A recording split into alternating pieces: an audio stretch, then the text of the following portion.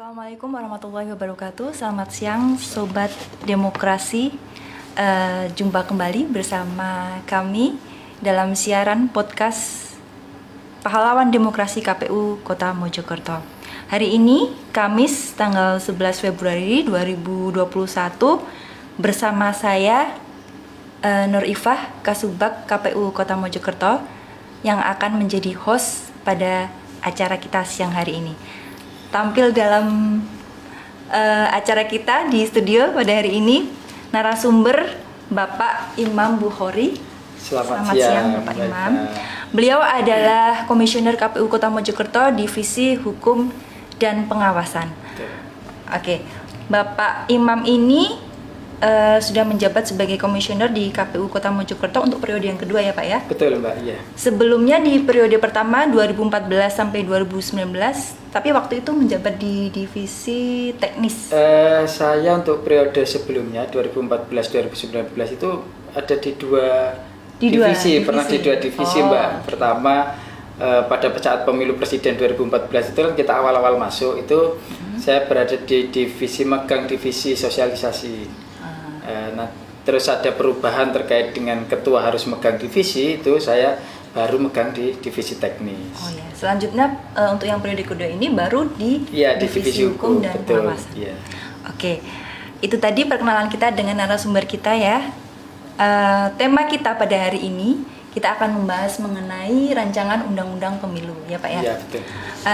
Rancangan undang-undang pemilu ini masuk dalam Prolegnas ya Pak ya? Iya, masuk Prolegnas. Prolegnas Program Legislasi Nasional Prioritas 2021, dan saya rasa ini sangat menarik ya kalau kita bahas ya pada hari ini ya Pak ya. Ya, memang lagi hangat-hangatnya kita pembahasan ini. Karena kita tahu bahwa rancangan undang-undang pemilu ini juga menarik perhatian banyak pihak ya Pak ya, karena ada semacam tarik ulur di dalamnya terkait beberapa poin terutama ya Pak ya. Tapi sebelum kita membahas lebih lanjut tentang poin-poin penting dalam RUU ini, mungkin Pak Imam bisa jelaskan kepada Sobat Demokrasi kira-kira sebenarnya apa sih yang mendasari adanya rancangan undang-undang pemilu ini? Yang mendasari dari adanya rancangan undang-undang pemilu ini adalah yang pertama mungkin terkait dengan putusan MK Mbak yang 55 tahun 2019 tentang keserentakan, yang mengatur keserentakan pemilu itu. Yang kedua terkait dengan ini kan penyatuan sebenarnya, penyatuan dari Undang-Undang 7 tahun 2017 dengan Undang-Undang Pemilu Kada 10 tahun 2016. Jadi itu disatukan nanti. Jadi terkait dengan rancangan undang-undang ini membahas di dua regulasi penyederhanaan dari dua undang-undang tersebut ya Pak ya? Jadikan satu kan nanti kan itu. Kalau kita lihat dari rancangan undang-undang pemilu ini yang ramai dibicarakan ya Pak ya, kemarin saya sempat baca-baca juga untuk per 26 November, yang draft per 26 November, karena kita tahu bahwa rancangan undang-undang ini kan dinamis ya, jadi masih ada revisi-revisi di sana sini dan sampai yang terakhir kemarin itu per 26 November ya, yang saya sempat baca dan mengikuti juga per 26 November itu yang terakhir ya, berarti yang terakhir. Nah, itu kira-kira apa saja Pak poin-poin di draft yang paling akhir itu yang berbeda gitu dari undang-undang baik dari Undang-Undang 7 maupun dari Undang-Undang 10 2016. Dan kalau terkait dengan yang terdekat yang ramai dibicarakan di kalangan umum itu adalah terkait dengan yang pertama, pemilu itu kan dibagi menjadi dua, yaitu pemilu nasional dengan pemilu daerah. Gitu. Yang pemilu nasional sendiri itu nanti akan diadakan setelah 2 tahun dari pemilu daerah. Kalau pemilu daerah itu diadakan 3 tahun setelah pemilu nasional. Kalau pemilu nasional jadi ada jeda waktu betul, kedua jenis pemilu gitu ya.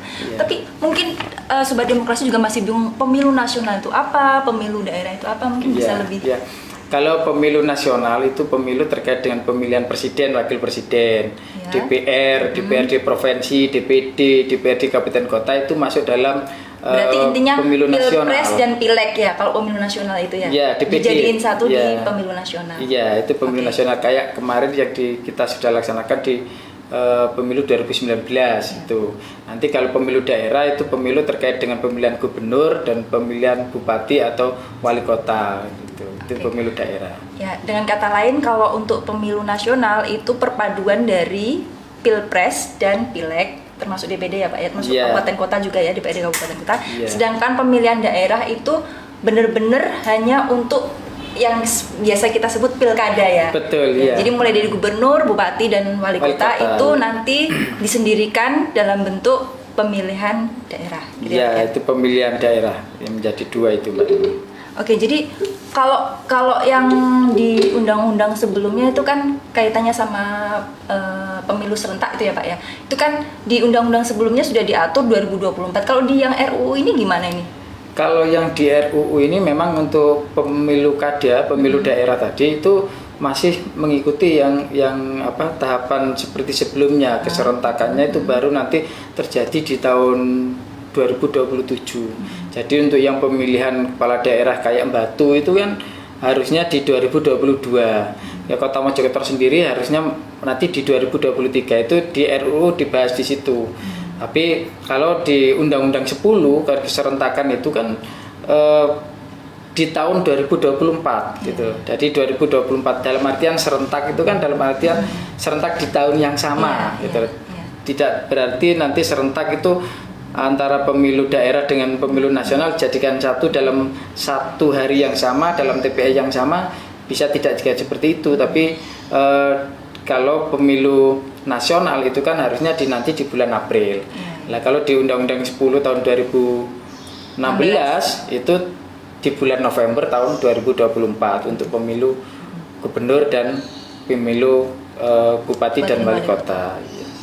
Jadi kalau sekarang sih mungkin jadi kayak bergeser gitu ya Pak ya, ada semacam suara-suara yang menginginkan bahwa janganlah di 2024 tapi di 2022 dan 2023. Iya, itu memang perpecahan di masing-masing komisi kalau istilahnya di DPR itu di masing-masing partai politik itu memang ada lagi ada perbincangan terkait itu, ada yang setuju dengan rancangan undang-undang ini, ada yang memang ini aja belum dilakukan gitu loh. Makanya ini masih ada tarik ulur. Nanti kalau kita sih memang sifatnya hanya mengikuti aja perkembangan terkait dengan pembahasan ini. Jadi pembahasan itu pun sekarang masih bergulir ya, yang kaitannya dengan keserentakan itu tadi ya Pak. Betul ya. Oke.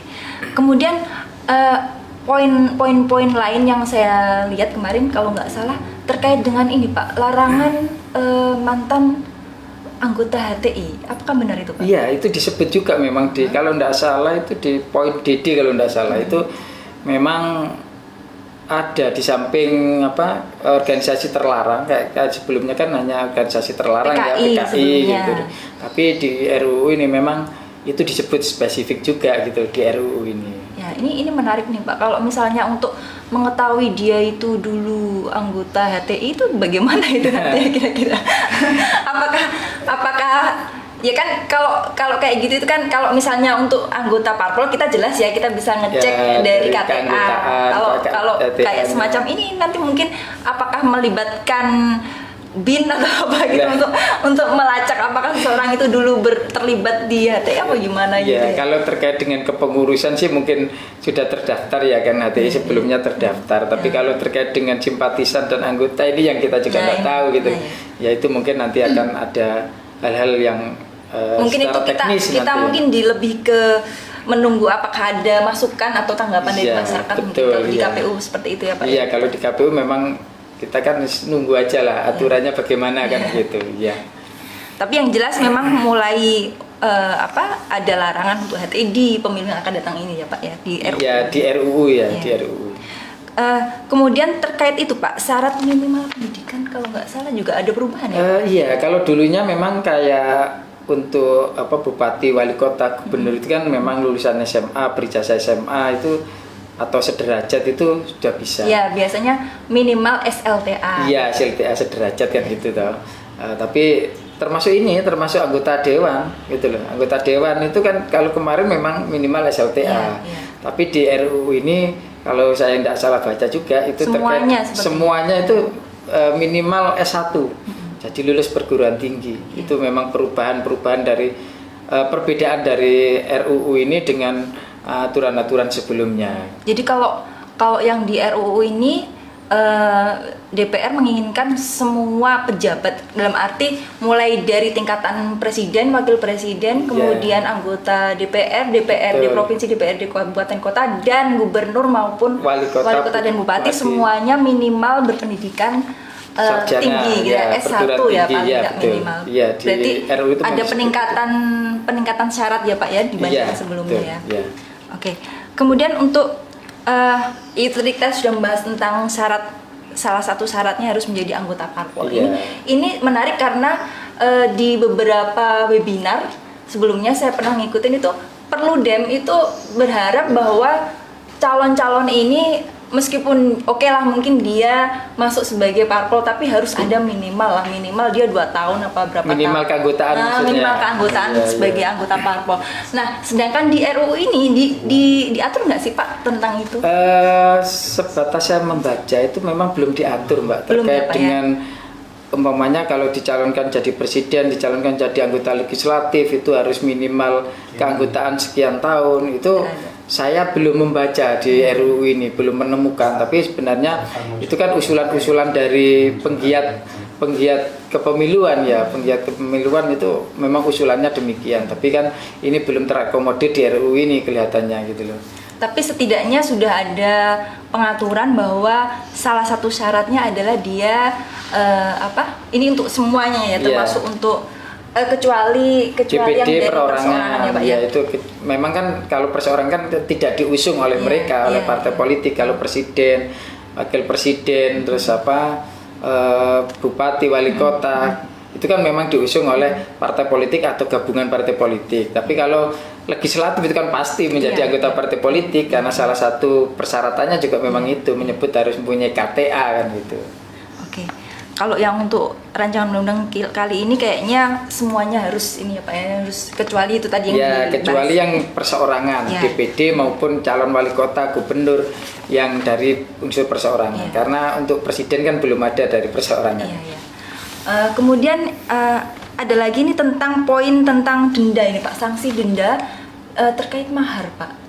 Mahar itu ya kalau pencalonan kan mahar itu ya. Sebenarnya tapi kalau saya lihat masih yang diatur masih kaitannya sama mahar capres ini, belum sampai ke yang lain. Kalau mahar wali kota juga semuanya diatur ya. Kalau saya baca insya Allah diatur. Itu sebenarnya kalau kemarin itu diatur di undang-undang lama itu hanya mengatur terkait dengan sanksinya. Sanksinya itu kalau di yang lama kalau partai politik itu dalam perekrutannya harus ada mahar, itu kan nanti di periode berikutnya tidak boleh mencalonkan. Kalau yang dulu Kalau di RUU ini malah ada tambahan lagi terkait dengan sanksinya. Itu harus kalau tidak salah membayar 10 kali lipat denda dari 10 kali lipat dari mahar denda yang diserahkan itu tadi ya. Tapi itu kan itu semua harus dibuktikan di pengadilan dulu kan begitu. Itu yang harus memang sebenarnya itu memang itu juga mekanismenya juga kita belum tahu ya Pak ya kalau seperti itu nanti. Iya, tapi kan memang pembuktian hal-hal seperti itu kan memang juga tidak mudah kan begitu. Tapi itu langkah sebenarnya untuk membatasi bahwa biar proses dari demokrasi ini benar-benar berjalan, terus demokrasi ini dianggap tidak mahal gitu ya. Kalau harus di awal aja sudah kena mahar, nanti belum hal-hal yang lain itu kan terkesan mahal. Biaya politik kita kan gitu. Dan itu juga kembali ke sistem yang ada di masing-masing parpol juga. Betul, ya Pak ya. Oke. Kemudian terkait ambang batas parliamentary threshold Pak, mungkin Pak Iman bisa jelasin. Ada perubahan apa gitu? Kalau terkait dengan PT ya, parliamentary thresholdnya kalau di pemilu sebelumnya itu kan hanya digunakannya di pemilu DPR RI saja untuk syarat dari ambang batas ya. Kalau di pemilu sebelumnya itu ambang batas dari DPR RI itu bisa diikutkan dalam penghitungan perolehan kursi itu kan 4% kalau nggak salah di Undang-Undang 7 tahun 2017 itu. Tapi di RUU ini ada kenaikan menjadi 5%. 5% perolehan suara sah tingkat nasional. Kalau kurang dari 5% berarti tidak diikutkan dalam penghitungan perolehan kursi di DPR. Ini juga berlaku bagi DPRD provinsi dan DPRD kabupaten kota. Kalau sebelumnya kan hanya DPR RI saja yang ada ambang batasnya ya. Gitu. DPRD provinsi juga ada ambang batasnya berarti. Iya, kalau di RUU ini, tapi di undang-undang sebelumnya tidak ada. Berarti kalau di RUU ini di DPRD provinsi itu ambang batasnya 4%. 4% dari perolehan suara suara sah DPR RI periode sebelumnya, tapi gitu di pemilu sebelumnya, dalam artian pemilu 2019. Demikian juga di DPRD kabupaten kota, itu 3% kalau DPRD kabupaten kota ambang batasnya. Jadi nanti kalau sebelumnya tidak perlu KPU tidak perlu menghitung ambang batas, tidak perlu memperhatikan ambang batasnya. Sekarang kita juga harus ngecek juga ya Pak ya. Iya, kalau RUU ini nanti disahkan, benar jadi disahkan, maka kita juga harus memperhatikan ambang batas itu untuk menghitung perolehan kursi masing-masing partai politik. Ya, itu kan tadi ambang batas itu berarti ada penentuan dari pemilu sebelumnya. Ini artinya kalau misalnya kemungkinan ada parpol baru, berarti gimana ini Pak? Kalau pemahaman saya terkait dengan pembacaan RUU ini, berarti kalau parpol baru itu hanya diikutkan di penghitungan di tingkat pusat DPR RI saja gitu loh. Kalau pemahaman saya ya, karena di DPRD kabupaten kota dan maupun provinsi itu kan memperhatikan 4%-nya itu kan perolehan suara partai pada pemilu sebelumnya gitu loh. Nah, kalau partai baru itu kan berarti belum mengikuti kontestasi di pemilu sebelumnya. Jadi belum bisa ditentukan juga ya dia. Iya, tapi kalau DPR RI tidak ada bahasa itu gitu loh. Tapi kalau di provinsi dan kabupaten kota itu muncul bahasa ambang batasnya itu mengikuti pemilu sebelumnya, itu yang membedakan. Jadi ini cukup ini juga ya Pak ya, kalau misalnya ada penentuan ambang batas sampai dengan di tingkat DPRD kabupaten kota, artinya ini ada kemungkinan bahwa sebenarnya ini memang salah satu upaya untuk menyederhanakan parpol juga gitu ya Pak, melalui penentuan ambang batas sampai di bawah ini. Kemungkinannya juga seperti itu, Mbak. Kemungkinan dari rancangan-rancangan ini diatur seperti itu mungkin juga mengarahnya ke sana. Karena kan ambang batas dinaikkan itu kan juga salah satunya indikator untuk membatasi partai politik kan begitu. Oke. Kemudian ada lagi nih Pak yang baru ini yang saya baca ini kaitannya dengan e-voting. E-voting ini benar-benar sesuatu yang baru ya di Indonesia terutama ya. Iya, memang kalau sebelumnya kan sebelumnya kan memang kita sudah mulailah ada e-rekap. E-rekap yang kemarin di pemilu. Nah, ini bukan sekedar e-rekap nih, ini e-voting. Artinya memilih dengan secara elektronik gitu loh, Pak. Iya. Ya, memang itu disebut juga di undang-undang itu, Mbak. Tapi kan itu juga dalam artian tidak mesti mutlak harus sudah beralih ke e-voting, karena masih manual juga bisa. Tapi di undang-undang RUU itu menyebutkan bahwa dapat menggunakan e-voting. Dapat dilakukan melalui e-voting. Jadi kan itu juga memperhatikan terkait dengan kesiapan sarana dan prasarana, karena di e-voting sendiri kan berarti memerlukan banyak hal yang terkait dengan itu, mungkin peralatannya, mungkin termasuk jaringan internetnya. Iya, itu kan juga harus diperhatikan, karena kita mengaca pada kemarin yang terakhir di pemilu serentak tahun 2020 itu kan terkait dengan e-rekap gitu. E-rekap itu kan juga sangat berkebutuhan terkait dengan internet, kebutuhan internetnya. Kalau internetnya tidak mendukung kan mungkin prosesnya lama kan gitu. Tapi sangat kemarin kalau saya lihat e-rekap juga sangat bermanfaat gitu loh. Minimal kita sudah mengetahui sebelumnya. Itu kan kemarin memang e-rekap kan belum dijadikan dari segi publikasi itu. Bagi hasil pemilu itu lebih termasuk cepat gitu. Iya, lebih cepat. Tapi kalau itu diterapkan betul ya memang sangat membantu di ini. Nanti kalau sudah sempurna, e-rekapnya sudah sempurna diterapkan di TPS itu sangat membantu bagi anggota KPPS, Mbak.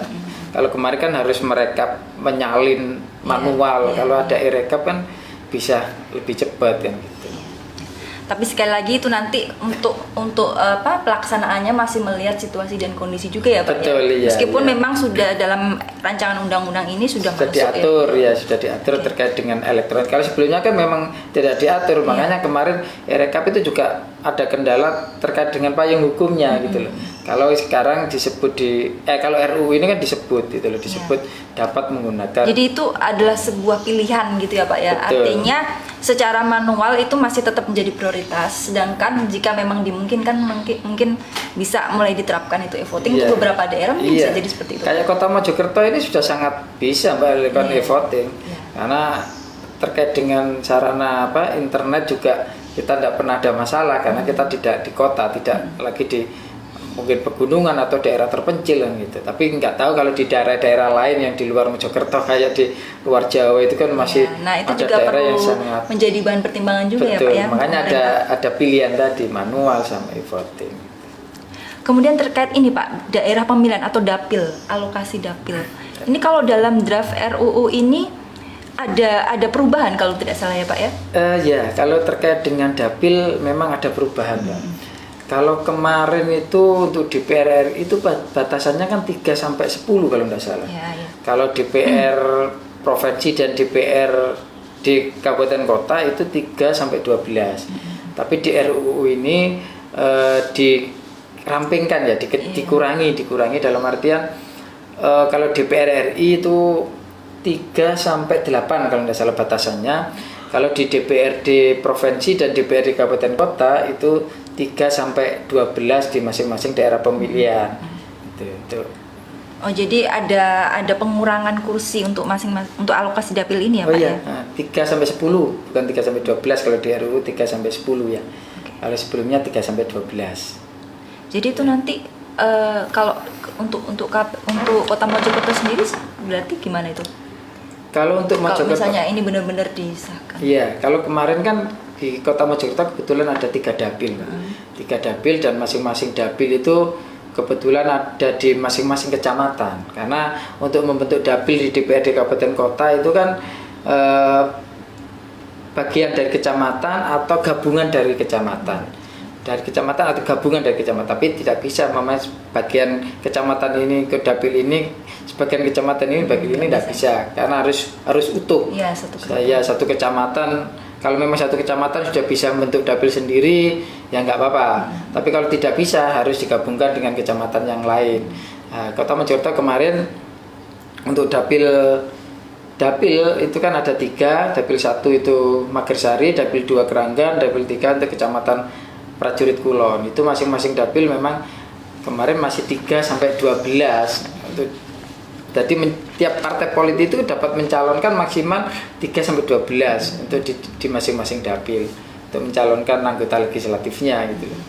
Tapi kan tiap-tiap dapil tidak mesti nanti dapat kursi 12 gitu loh. Karena kan mempertimbangkan jumlah penduduk juga, keterwakilan jumlah penduduk itu.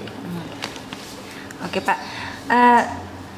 Ini kira-kira ada nggak ya kalau misalnya ini kan kita live di Facebook, mungkin ada pertanyaan dari pemirsa, pertanyaan dari Sobat Demokrasi yang mengikuti dari awal, mungkin bisa segera diketik di kolom komentar, nanti akan dijawab oleh Bapak Imam secara langsung.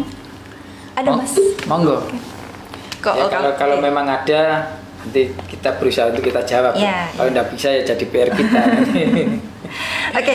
Terus ada lagi nih Pak, poin menarik lainnya yang ada di rancangan undang-undang ini terkait kewarganegaraan. Kan kalau sebelumnya itu di undang-undang sebelumnya kan memang diatur bahwa harus WNI dan WNI tidak pernah menerima kewarganegaraan dari negara lain. Tapi itu waktu itu masih di undang-undang sebelumnya itu kan berlakunya itu masih terbatas di presiden dan wakil presiden kalau nggak salah. Kalau sekarang sudah berlaku untuk semua. Ya, sebenarnya kalau persyaratan untuk menjadi presiden, wakil presiden, anggota DPR atau anggota legislatif dan gubernur maupun wali kota itu memang syarat pertama harus WNI Mbak, harus WNI. Tapi di RUU ini lebih diperjelas lagi gitu loh.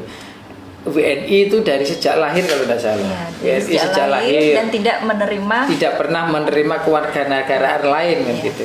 Ini kan kayak kemarin ada di terakhir kasus ya kasus di pilkada di luar Jawa itu kan ada indikasi bahwa orang itu WNA gitu loh. Padahal untuk persyaratan untuk apa? Untuk mencalonkan itu kan mesti harus menyertakan KTP gitu loh. Ya, yang bersangkutan pada saat pendaftaran semua persyaratan sudah dilengkapi kan gitu. Jadi kita sebagai penyelenggara memang harus teliti terkait hal tersebut. Makanya biasanya kalau pada saat ada penyelenggaraan pendaftaran itu mesti kita umumkan ke publik. Itu dalam artian hal-hal seperti ini biar kalau ada orang lain yang mengetahui informasi, orang luar, masyarakat umum yang mengetahui informasi, biar bisa menginformasikan kepada kita. Itu tujuan dari kita umumkan, Mbak. Gitu. Tapi hal-hal seperti ini memang kadang ada masyarakat umum yang memang aktif mengikuti, ada yang masyarakat tidak. Tapi kalau memang diketahui oleh masyarakat, memang masyarakat berhak untuk memberikan masukan tanggapan kepada kita. Dan seringkali memang fase tahapan pengumuman itu seringkali minim ya Pak ya, minim tanggapan gitu. Dan justru ketika jadi itu baru timbul berbagai biasanya nanti kalau sudah jadi dipermasalahkan terkait dengan ijazahnya, terkait dengan identitasnya, terkait dengan hal-hal lain tapi pada saat tanggapan masyarakat kita umumkan, padahal kita itu umumkan sudah sangat masif Mbak. Kita mengumumkan itu kan melalui media, kadang juga kita pasang di laman KPU, kita pasang di depan KPU. Tapi itu kadang memang sangat minim apa yang saya sampaikan tadi. Itu memang butuh kesadaran masyarakat terkait dengan tanggapan-tanggapan masyarakat yang diperlukan untuk perbaikan kita kan. Dan itu tadi kembali ke partisipasi dari pemilih, bagaimana bisa berpartisipasi aktif. Betul, dalam arti juga ikut mengawasi dan melihat siapa sih calon-calon kita. Iya. Pada saat kan banyak sebenarnya tahapan-tahapan yang butuh masyarakat bisa ketahui kan, itu kan banyak. Mulai dari DPT, mulai dari pencalonan, mulai dari sampai nanti di terakhir itu di penetapan gitu. Oke, kemudian terkait dengan penegakan hukum pemilu dan penyederhanaan penanganan proses sengketa pemilu ini gimana Pak di RUU? Iya, di RUU sendiri kalau kemarin kan ada istilahnya Gakumdu, Mbak. Gakumdu itu bagian dari Bawaslu, Kejaksaan dan Kepolisian. Tapi di RUU yang ini yang sedang ada pembahasan ini memang Gakumdu kelihatannya sudah tidak disebut di sana gitu loh. Jadi kayak potong jalur gitu ya Pak ya? Ya bisa, mungkin bisa seperti itu biar lebih cepat prosesnya. Biar prosesnya karena kan tiap tahapan itu ada batasan-batasannya. Kayak pengaduan itu ada batasannya, proses juga ada batasannya kan gitu. Jadi nanti di RUU yang ini kalau memang Bawaslu itu sudah mengkaji, sudah menemukan terkait dengan umpamanya pidana gitu ya, itu bisa langsung dibawa ke aparat penegak hukum kan gitu. Jadi sudah memotong terkait dengan dari ini tadi pembahasan yang terjadi di Gakumdu kan gitu. Jadi Bawaslu sudah mengkaji, kalau memang sudah memenuhi unsur, Bawaslu langsung bisa sampaikan juga. Bisa sampaikan langsung ke pihak berwajib kan gitu, penegak hukum. Oke, ini kita sudah mau mendekati ujung acara ini Pak, kayaknya waktunya sudah mau habis ini. Kayak kelihatan sebentar dari sini ya. Tapi terasa. Mungkin pertanyaan terakhir ini, kalau KPU sendiri sebagai penyelenggara pemilu ini mensikapi RUU ini seperti apa Pak? Ya memang kami sebagai penyelenggara itu kan pelaksana undang-undang. Jadi kita tadi yang sempat saya sampaikan di tengah-tengah tadi, kita mengikuti perkembangan pembahasan dari RUU ini kita ikuti. Kalau memang nanti RUU ini ditetapkan menjadi undang-undang, ya nanti kan ada regulasi yang mengatur. Jadi nanti ada turunannya ke PKPU untuk kita laksanakan kan gitu. Jadi kita sampai hari ini kita hanya mengikuti perkembangan itu. Kalau memang nanti RUU itu diterapkan, ya nanti kita akan laksanakan dengan aturan-aturan yang ada. Tapi memang kalau pembahasan yang saat ini lagi hangat ini kan pembahasan terkait dengan pemilu serentak dan tidaknya kan gitu ya. Iya, jadi memang bagi KPU terkait dengan kalau memang pemilu itu dilakukan serentak, memang ada hal-hal yang memang perlu kita siapkan, Mbak. Kita kan mengacu pada pemilu serentak sebelumnya ya di 2019 itu kan memang banyak juga baik badan ad hoc penyelenggara maupun aparat penegak hukum itu kan kepolisian terutama itu kan banyak juga ada yang meninggal kan gitu. Ada sekitar hampir 800-an itu kan meninggal dunia. Mungkin karena ya itu tadi faktor kelelahan, kecapean. Bisa juga faktor kelelahan karena kemarin banyaknya bertumpuknya tugas dalam satu hari ya Pak ya, itu betul, mungkin sangat berpengaruh juga. Kemarin kita ada 5 surat suara ya kalau tidak salah di 2019 5 surat suara karena untuk penghitungan aja rata-rata itu sampai jam 12 malam Mbak untuk perhitungan. Belum lagi terkait dengan salinan, menyalin dengan sejumlah partai politik, ada saksi, ada pengawas, itu ya? Itu sudah banyak rangkap gitu loh. Itu yang kemarin yang jadi mungkin kelelahan, faktor kelelahan karena sebelumnya juga dia harus mempersiapkan terkait dengan TPS-nya.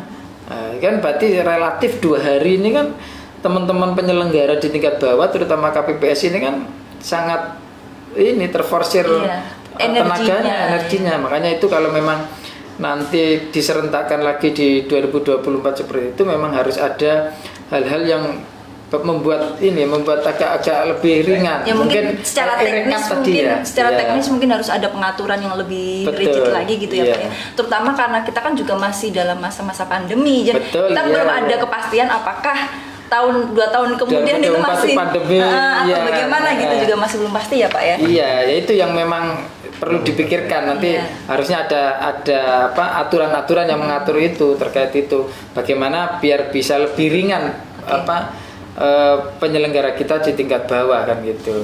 Itu aja Mbak. Baik Pak, mungkin bisa saya simpulkan aja ya dari perbincangan kita pada siang hari ini bahwa RUU atau rancangan undang-undang tentang pemilu ini memang masih bergulir ya, masih menjadi bahan diskusi bahan pembahasan di tingkat DPR RI dan kita juga belum tahu apakah ini nanti akan segera disahkan atau bagaimana ya Pak ya. Yang jelas ada beberapa poin penting yang tadi dari perbincangan kita pada siang hari ini, ada beberapa poin penting yang kemungkinan ada perubahan di RUU ini, antara lain terkait ambang batas parliamentary threshold, kemudian ada juga tentang perubahan jumlah dapil, alokasi dapil, kemudian ada juga tentang syarat-syarat calon antara lain kewarganegaraan, terus syarat minimal pendidikan, itu juga masuk dalam rancangan undang-undang pemilu ini. Nah, mungkin Pak Imam bisa closing statement Pak untuk menutup siaran kita pada hari ini. Ya, karena memang ini terkait dengan rancangan undang-undang yang sedang dibahas di DPR RI yang tadi jenengan sampaikan. Jadi sikap KPU memang kita menunggu Mbak, kita menunggu sambil kita mengikuti perkembangan yang terjadi gitu. Jadi sikap KPU terkait dengan rancangan undang-undang ini adalah menunggu. Jadi menunggu nanti jadi didok atau tidak kan gitu. Karena ini kan dan masih KPU yang pasti KPU siap aja ya Pak ya. KPU siap aja, KPU siap menyelenggarakan apapun aturan yang ada kan gitu. Oke, Sobat Demokrasi, itu tadi bincang-bincang kita pada siang hari ini di podcast Pahlawan Demokrasi KPU Kota Mojokerto. Sampai jumpa di lain kesempatan. Wassalamualaikum warahmatullahi wabarakatuh. Waalaikumsalam warahmatullahi wabarakatuh.